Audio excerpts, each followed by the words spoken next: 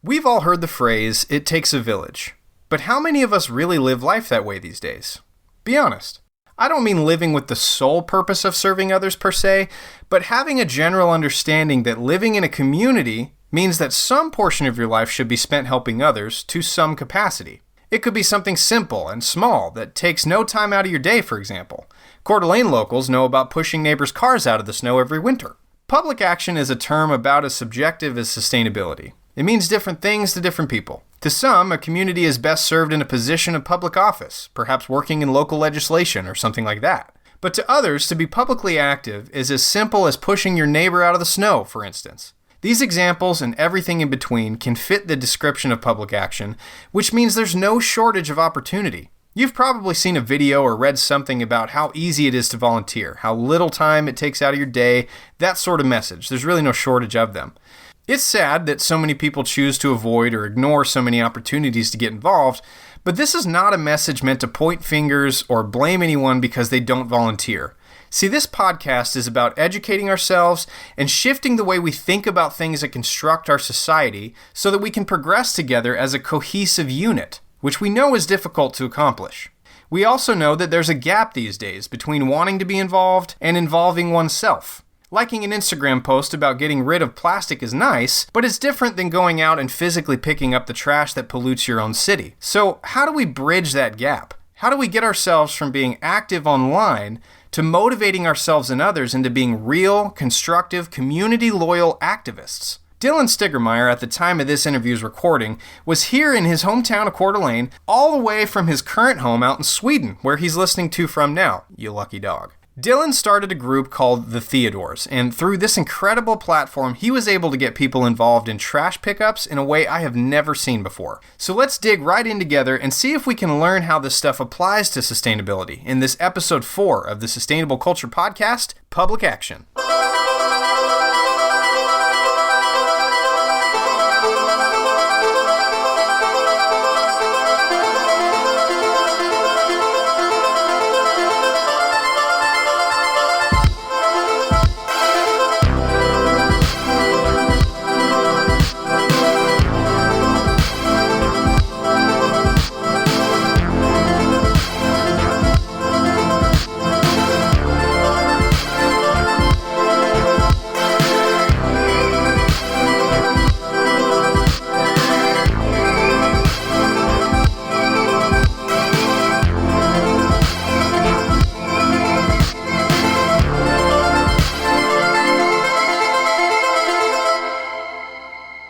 I'm really excited to have here with me Sir Dylan. How do you pronounce your last name? Because I will butcher it if I try. Stigermeyer, or some people call me Stiggy.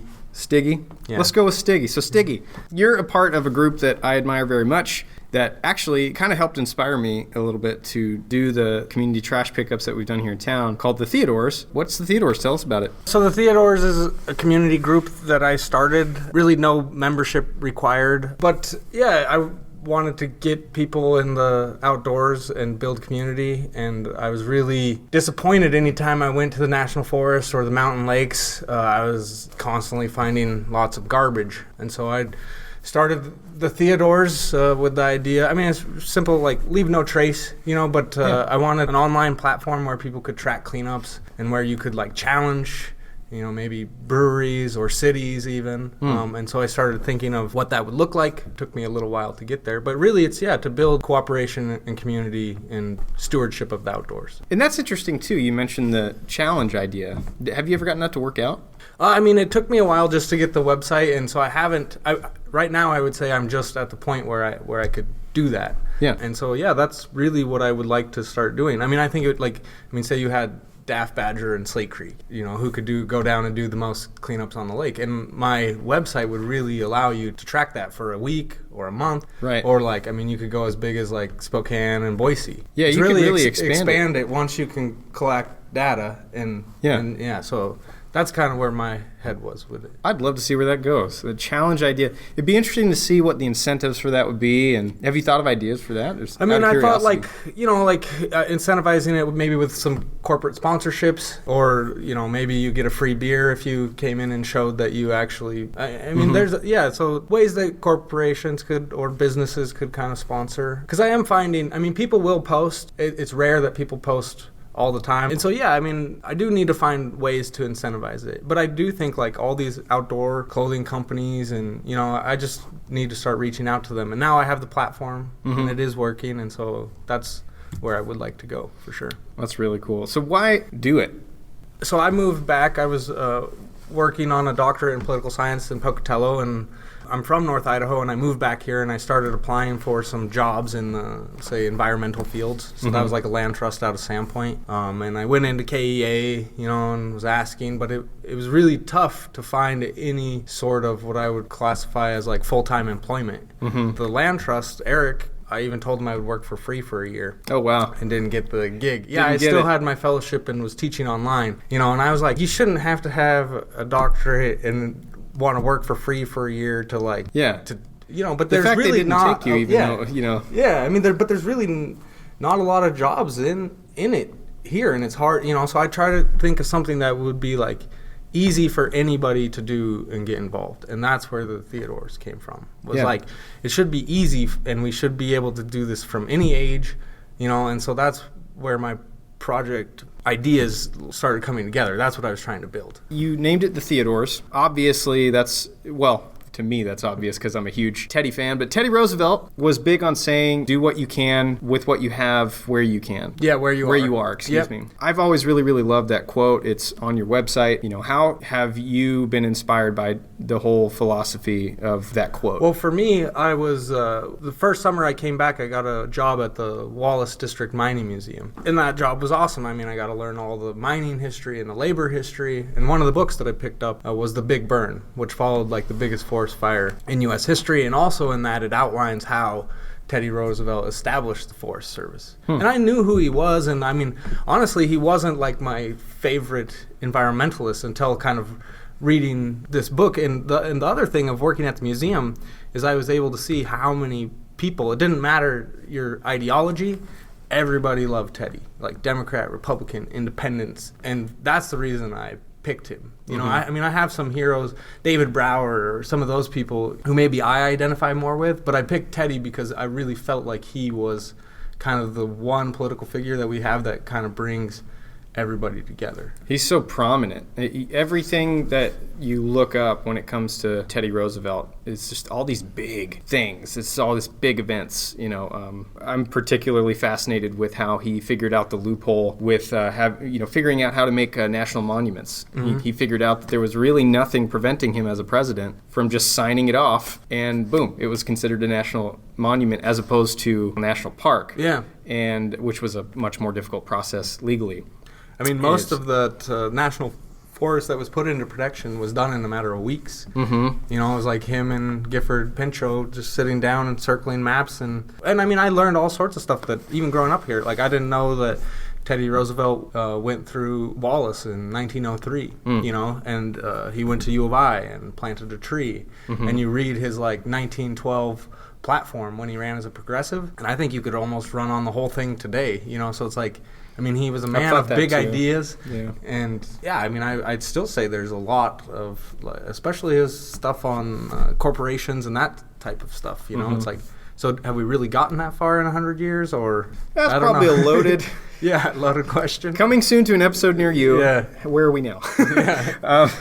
So I just wanted to talk a bit about Teddy because he's just so fun to talk about, because whether you like him or you don't, and most people do like him, and there's some shady stuff to learn about him for sure, but at the same time, he's just a larger-than-life character. He is larger than life. And that's, like, the cool thing about starting this group is how much I've learned about him from other people. Oh, cool. I was never like a Theodore historian or anything, so in that regard, it's been like really fascinating and a learning experience to me because he is many people's favorite, and they'll come tell you, their favorite story, and so, I learn all this other stuff constantly. Let's go back to your website. So you can go on the website. It's thetheodores.org. Certainly go check it out. It will make you want to go clean stuff, I promise. What happens when people do go clean stuff and they want to get involved with the Theodores?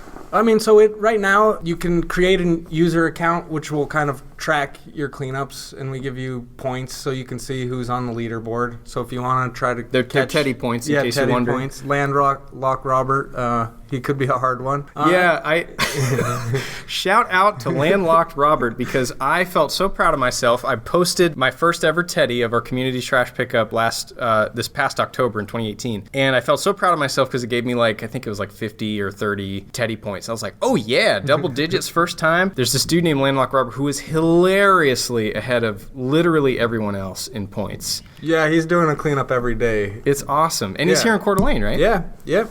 I met him. I got funding to build the website through Coeur d'Alene 2030. Mm-hmm. They had a community grant competition, so I went out there and pitched my idea, and then the community could put a chip in whoever idea they like. And so I won some money, and I hired this company, Gravis Tech, to build the website. But Landlocked Robert, he came by, and I gave him one flag, and then he followed me the whole time through building the website, and he's been every day doing a cleanup and posting. Just a diehard fan. Which is cool.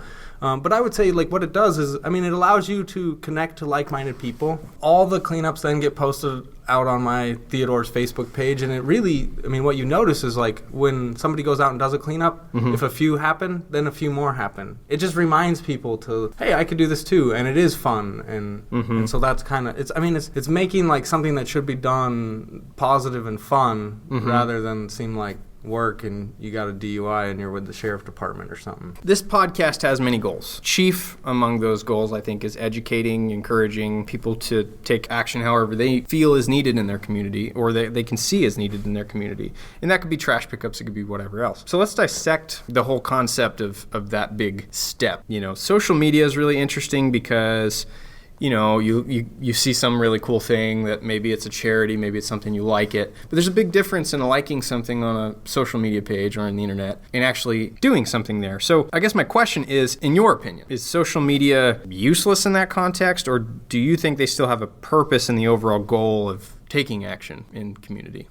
I think, social media can definitely, and that's how I've set my site to work, is to use it as a tool. But it comes with drawbacks. I'm on my phone a lot, and it doesn't really necessarily inspire action. I think word of mouth is the best thing that you can have, is really having people who believe in what you're doing, or who are wearing your clothes, or and telling their friends and taking them out. Mm-hmm. But the social media, it keeps everybody together, and it really has enabled me to get my message to a much broader audience, So it's a good way to reach audiences, certainly, and to communicate. I think it's important, and I think a lot of young people these days are fiery about helping where it is needed. Not just young people, of course, but I have noticed a lot of passion in a lot of young people these days, especially in sort of this, not to get political, but it's a tense political climate in recent years. And it's just really interesting to see so many people,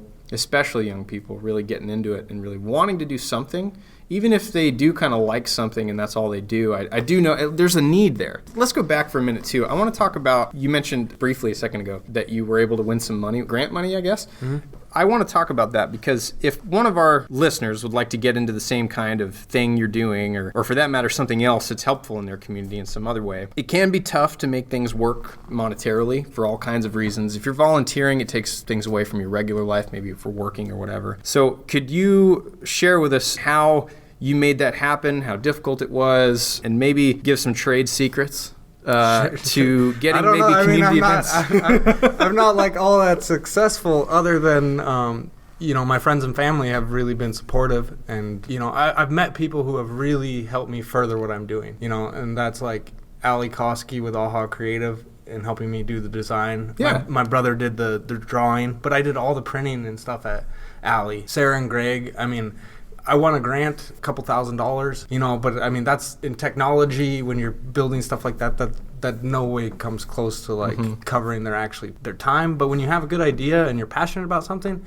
people will come help you. I often have to remind myself, because sometimes I don't feel like I'm all that successful with when you look at the numbers. And you know, I mean, I feel like I always could be, but if it was easy, it wouldn't be worth doing. If it was easy, everybody would already be out doing it. It wouldn't need to be done. You know, and like when I first, I mean, before I had the website, and when I would tell people what I'm going to do or try to do, you know, like, I mean, people like just didn't understand, and I was like, do I just not know how to have a conversation, or, you know?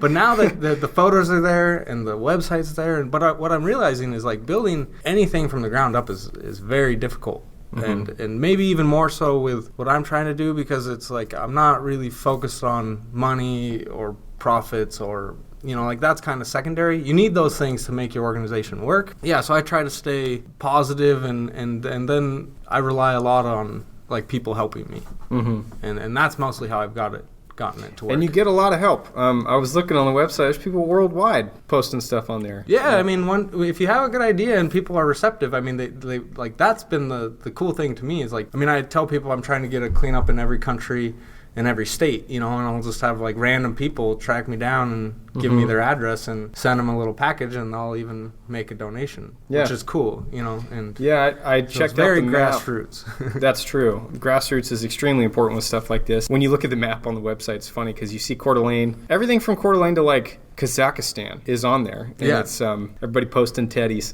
So. Well, and some of that is, I used to work at Spokane Falls, so they brought in like some speakers from like Afghanistan and Kazakhstan, and really? And so I tracked them down after their talk. And you know, I have 5 minutes and told them what I was doing, but they took it on the airport and flew back there, and that's really cool. Yeah. So networking, you would say, is big. Yeah, networking is big, and finding like people in the community who are willing to support you, and when they do, like try to acknowledge that and treat them right. And, you know, I mean, I know that I can't pay for all the services people have provided for me at this point. You know, humility, I think, is a really big thing as far as I've seen so far, and we're really just getting started with our own pickups. We have really tried to focus on the fact that we're going to go do it whether anyone comes or not, and really just not pointing fingers at anyone, you know, like, hey, if you don't clean, you're somehow lesser than, or whatever it is, you know. But what I've found is it's more important to be a constant source of encouragement to your community and to learn from each other and to see, you know, what they can bring to the table and if they'd even be interested. And there's no harm in mentioning stuff and just, you know, inviting people out. Yeah, I think people respond much better to positivity. You know, and that's what getting out and doing cleanups. I mean, I chose cleanups because I felt it was an easy action that like almost anybody could do. It was needed almost everywhere. And like when you look at plastics, or I mean, if you look, the oceans are supposed to have more trash and plastic than like fish by mass by 2050. So I mean, it is a huge problem, and it's completely human created. Right. How else did it get there? Yeah. To me, it's like if we can't solve this one, then we might not be successful in other problems that are going to be harder to solve. You know, so I picked this one because I felt it was like easy and doable with enough human action and paying attention. And I really do feel like if you get out and you just walk tubs and you actually go down to where the water meets the land. Oh, there's so much. You'll find almost any walk, but like the only way that you, I believe, change your personal habits and how much stuff you're using is if you actually bend down and pick something up and think it's a problem. Like if you don't think it's a problem, then you're not going to change your habits. And so that's really what I'm trying to instill in people, or just get them to notice, you know. And like that's what everybody says to me, like once they've gone out and they clean up, then, you know, you can't clean up trash every time you see it, because you would be doing that would be your whole life, you know. I mean, so you got to pick and choose your moments. But once you start, then, I mean, it's hard to shut it off, because then you do see it, and then, you know, hopefully you change your personal habits. And if enough people do that, then problem changes. Thanks for tuning in today. I hope you're enjoying the conversation. I wanted to take a quick break to tell you about our own trash pickup that everyone is invited to. This event was postponed since the snow got completely out of control up here in Coeur d'Alene, so our new date for this one is Saturday, April 9th. Here's what you want to do. Find the Sustainable Culture Podcast Facebook page and follow it, or follow us on Instagram. Either one will give you very important updates with meeting information, sponsorships, who's serving us coffee, and all kinds of other cool stuff. If you want to get involved with what this podcast is all about, with people that want to help as much as you do, this is the best possible way to do it. With that said, let's get back into our conversation as we discuss how else we can be good servants and how politics can creep its way into being involved in your community.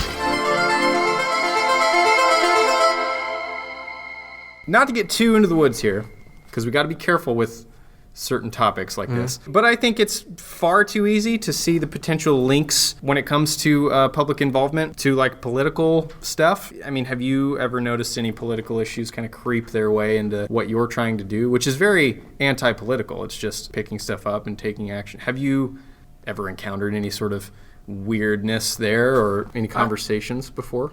I mean, really, no. And most of the time, like if I'm out picking up I find that I come in contact with people that I know, like politically we probably don't have much in common with, but like you can have this activity and like making your community better. I mean, everybody supports that, you might not have the same ideas for how to make that happen or something, but like, yeah, the trash pickup. I remember I was in Kellogg and they have a statue of a miner running a jackknife drill. There's a beer can on top of it.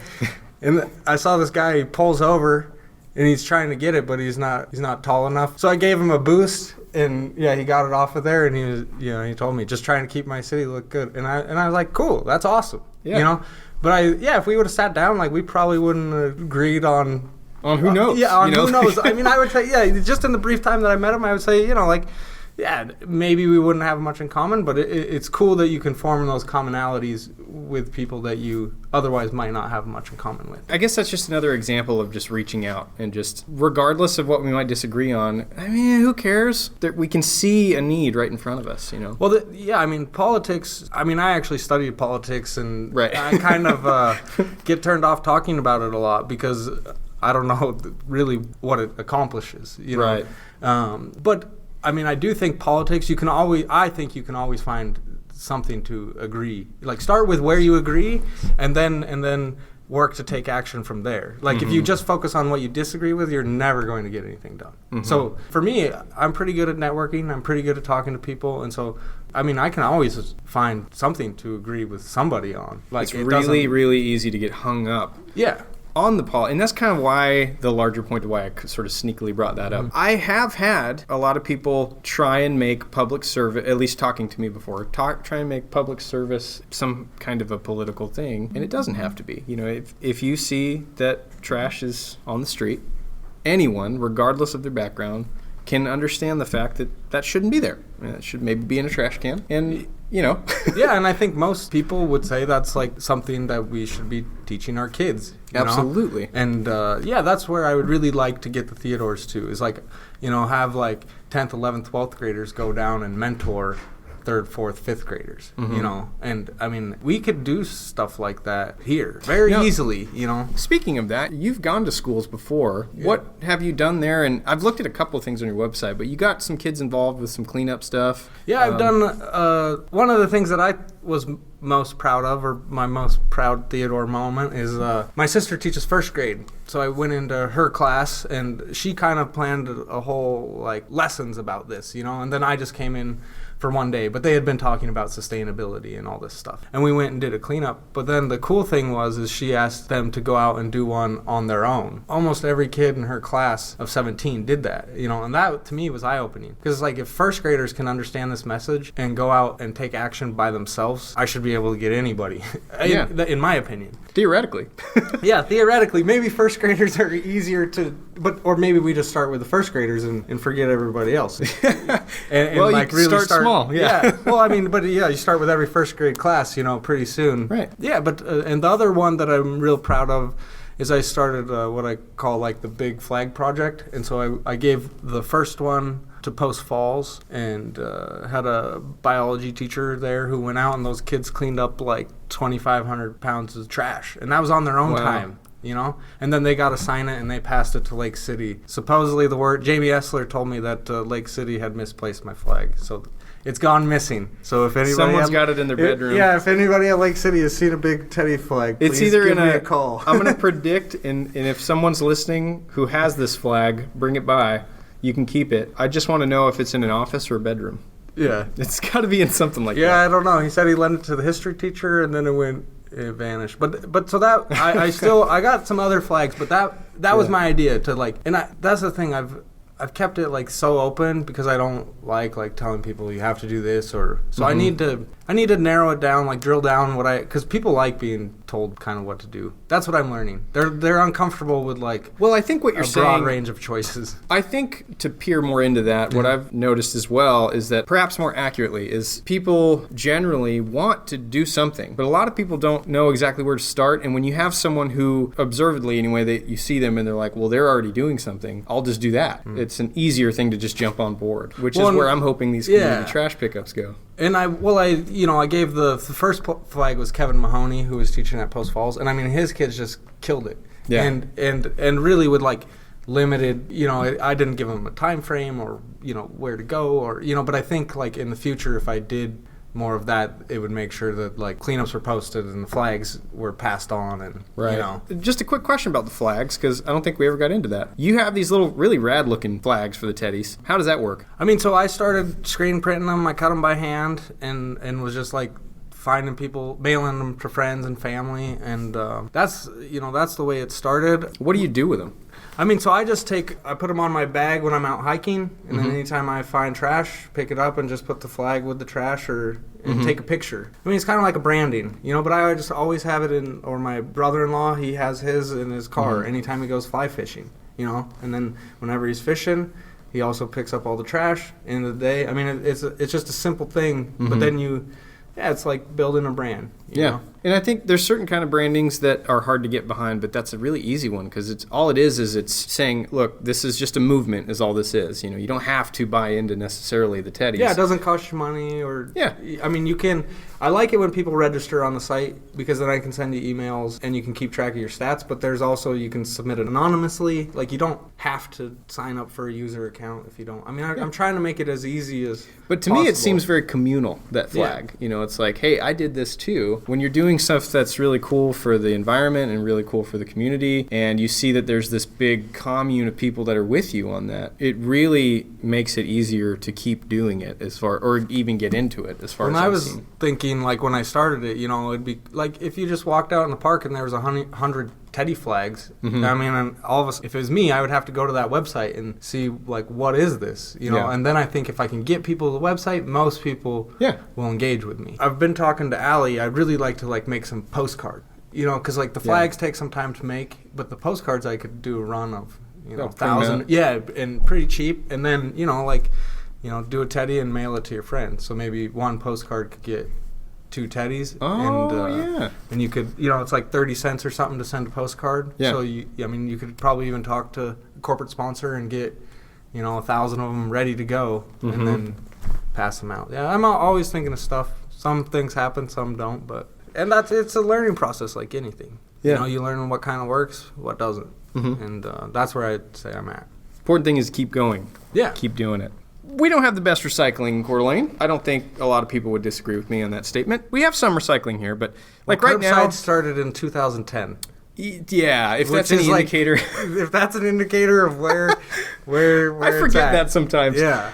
Wow, 2010. I can't even believe it. So right now, you can recycle various things. Paper, you can do cardboard, you can do plastic numbers 1 and 2, if you know what that means, and aluminum and tin cans. I'm pretty sure that's the majority of things you can recycle in Coeur d'Alene. We do have a couple of glass recycling options now through volunteer organizations like Kootenai Environmental Alliance does it now, which is amazing. But it's a stark difference still from when I lived in, say, Portland, Oregon, that had recycling of everything you could imagine. Even if it was just plastic, I remember there was like 3 or 4, or maybe I'm exaggerating that, but there was more than one plastic section. You had one for the lids versus one for a certain kind of container, one for a different kind of container, and all this stuff. And you being the publicly active person that you are, what, in your opinion, do you think Coeur d'Alene could do to improve the way that it has its sustainable waste options set up right now? I mean, one of the things that I would really like to see is you've already said it, young people are passionate. So maybe that is the city taking on interns every summer. The University of Idaho or Montana who are interested in these issues and can get some college credit I mean, it helps if you can set some people up with housing, but there's lots of big lake houses, you know. I mean, so if, say you had 4 or 5 interns every summer, and it was like, how are we going to increase recycling? And you gave them housing, you know, maybe they work 20 hours a week somewhere, you need some cash, and then 20 hours for the city for internship credit, you know. I mean, I do think like doing things like that could really... So kind of this team dedicated to doing recycling and... Yeah, I mean, you need a seat at the table, which, you know, the city would have to... Of course. Or the waste management people. Right. Yeah, I mean, that's really... I mean, you need the people who are doing the waste management and the city to come together. And I'm sure if you talk to the people at waste management, they have tons of ideas and problems, you know. So it's how do you get all those people together? How do you get the people who can actually make decisions? I mean, when I was living in Coeur d'Alene, I lived at an apartment complex, and I couldn't even get recycling there. Because it had to be requested by the owner. You know, I mean, if you go to a city like Portland or Vancouver, I mean, if you're more than like 5 units, you have to provide recycling. Right. Like Coeur d'Alene does not law. have things like that, you know, and they very easily could. But I mean, and it's just, it's starting the conversation. I mean, I remember at the Teddy thing in the park that 2030 put on, where I won the money. They were doing a whole concert series, and they didn't even have recycling set up, you know, at these public events that they knew were going to happen. And so my wife went up and talked to the guy at the city collecting the trash, and, you know, just asked about it, and then the next time they had one. But that's, you can't be afraid. But I mean, I do think like structurally you need to find a way to fund somebody if you're really going to make a difference. And the only way that if you don't have much money, then you're down to like interns and stuff, which I still think you can get quality work out of. But you need a good mentor, and you need to figure out a way, I mean, for them to come get credit. That's an interesting way to combat that.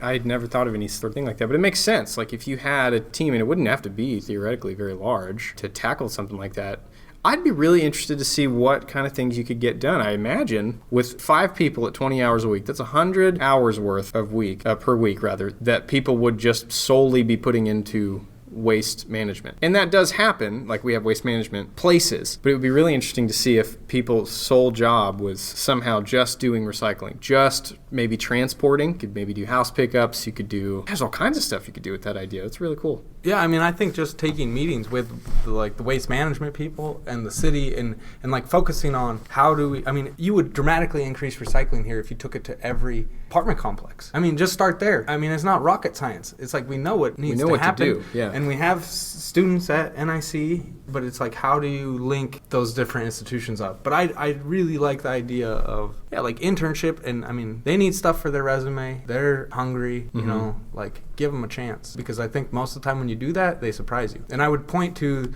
like the Sustainability Center at U of I, which wasn't even there when I was a student. And that's completely student-led almost. Very few paid staff positions. You know, they're paying students through like work study. But you look at the projects that are coming out of that place in like 10 years. And it's amazing, but they've chosen to empower students, and you need some resources, and you need mentorship, and you need contact with people who can move levers of power. You can also blow up Dylan's email box if you want. I'm just kidding. Don't do. I'm sure you can ask questions on the Theodores and all that good stuff. Yeah, the Theodores, TeddyRTuesdays@gmail.com. If you go to my website, there's a contact form, and it goes to that email. Or Facebook, the Theodores, you know, send me a message. I'd love to hear from anybody. So what's next for the Theodores? Well, the postcard idea is I'd really like to do that, and then I've been working on a children's book. So I have the text all written, and I have the illustrations. I found a young, hungry student from Romania, who was in art school, and she made me some illustrations, and they turned out really good. Awesome. Yeah, and so the idea is to have like a flag postcard in the back. So every book would have a flag, so kids could read the book and then challenge other schools. Or I used to love that kind of stuff when I was a kid. You know, Bill Nye the Science Guy was my generation. Loved watching Bill Nye. And there were random things that they would do, I remember, with all these different science experiments. And they always used, well, not always, but a lot of the time, if you pay attention, they use a lot of stuff like water jugs and just random buckets around the house that are made of plastic. And they use a bunch of stuff, and they destroy a lot of things for science. And I used to see that kind of stuff as a kid going like, okay, the idea of reusing something was commonplace in terms of not just science, but we used to garden. You always reuse a whole bunch of stuff when you're doing that kind of thing. And so, we're talking about this picking up trash and things like that, but it would be remiss of me not to mention on the show, if you're going to throw stuff away, that's fine. If you have to throw stuff away, obviously. But the reduce and reuse comes before recycle, if you ever look at that. And in my situation, I don't live in a very large house. I have had to reduce my consumption in general for living space. But what's interesting is you start to notice, the more you sort of whittle things down, how much you waste. And a big thing is, sure, it's important to make sure things get into the trash receptacle and things like that. Reducing your waste or just reusing what you can really, really impact what we're picking up afterwards, right? It's really important to practice good waste management practices way before you even start to help with stuff. I have found personally, and I'm curious what you have to say about that, the idea of reducing what you can and try and be responsible with your own waste management practices. The old saying, how can you help anyone else if you can't help yourself? Do you think there's a link to that? Yeah, I think so. I think, to me, sustainability, it's a very broad word. Nobody really understands what it means. But yeah, we know. We know if you're alive, you have to consume things. So what's the proper amount that you should be consuming? But when you look at the world we live in, so much of success is defined as overconsumption. I would say that's.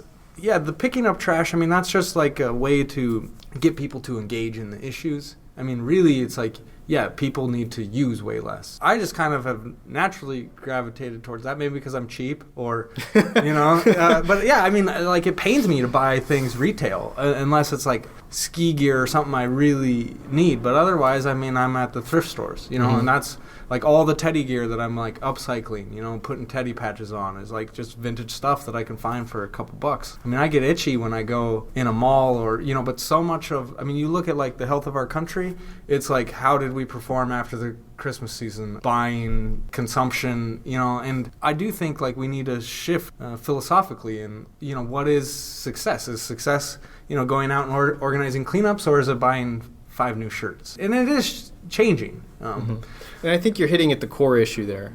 First off, I almost laughed really, really loud because when you said what even is sustainability, that's the first line of my podcast, episode 1. What is sustainability? And a couple episodes ago, we actually talked about how thrift stores are just filling. There's so many thrift stores now. There's a thrift store culture. It is about that philosophical mindset. I think that's the big thing that we're trying to figure out on this show is figure out, how do we kind of shift our thinking? Because it's hard to shift thinking, especially within a culture. Well, and habits, you create these habits of consumption. You look at, I go into schools, and the amount that those kids throw away every day on their lunch. In Sweden, it's you go into the lunchroom there, and everything, trays, washable, utensils, and here it's single-use everything. So, imagine that. You have a kid from 1st grade to 12th grade, and every day they're just used to throwing stuff away. It becomes a habit. Just mindless, really. Yeah. It's just the way we do it. Yeah, it's the way we do it. And it becomes hard to break habits, And I'd say that's kind of for me, that's what sustainability is waking up to the fact that, well, we do live in a finite world, so we can't continue to do that indefinitely. We know that, so how do we change our thinking? I think if we can figure that out, we'll go a long way. Yeah, maybe we could even be governor or something. That's what I tell people, right? If you really knew if it was easy to change people's minds and easy to do this stuff, then right. Then I might be in Congress or, it's hard, but it only happens if more and more people try to make it happen. Well, thank you so much for coming and meeting up with me. It was super fun. Yeah, maybe we can do it again sometime. Absolutely, and maybe we'll look up our trash pickup champion and we'll try and get him on the show too. Yeah, that would be interesting actually. Yeah, come on out, dude. Yeah, yeah. What was his name? What was his handle? Robert. Yeah, Robert. Landlock Robert. Landlock Robert. If you know a guy who goes by Landlock Robert, track him down and give us a call. Yeah, I can get you his contact info. Woo, sure. Let's do it. All right. We talk a lot in this country, so let's get to a point to where we're walking some of that talk. You don't have to run for mayor or president to help your community.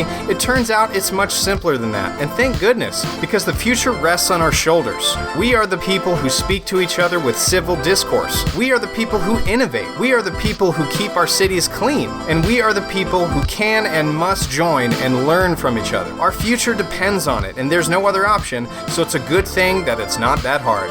Thank you so much for listening to the show today. If you liked what you heard, like it and share with your friends. You can now listen and subscribe to the Sustainable Culture Podcast on iTunes, Spotify, Google Play, Stitcher, and SoundCloud. And be sure to find us on Facebook and Instagram if that's more your thing. If you have any questions, comments, suggestions, or downright disagreements, send them over to sustainableculturepodcast@gmail.com. I'm Josh McLaughlin. I'll see you next time.